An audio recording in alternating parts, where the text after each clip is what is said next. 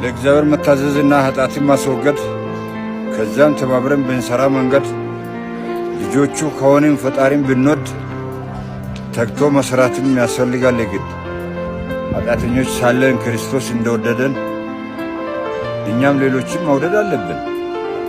ተሰማ ጸሎቴ የሚል ካለ ሰው ጅምሩ ፍጻሜው በፍትሃዊነት ነው። ጭቆና ካለ ሁሉም ከንቱ ነው። ዛሬ እኩልነት ነው የተመሰገነው። መተባበር መረዳዳት ግሩም መዓዛ አለው። ከዛም ለሥራ መትጋት ፍቱን መድኃኒት ነው። ለድህነት ቅነሳም አቋራጭ መንገድ ነው።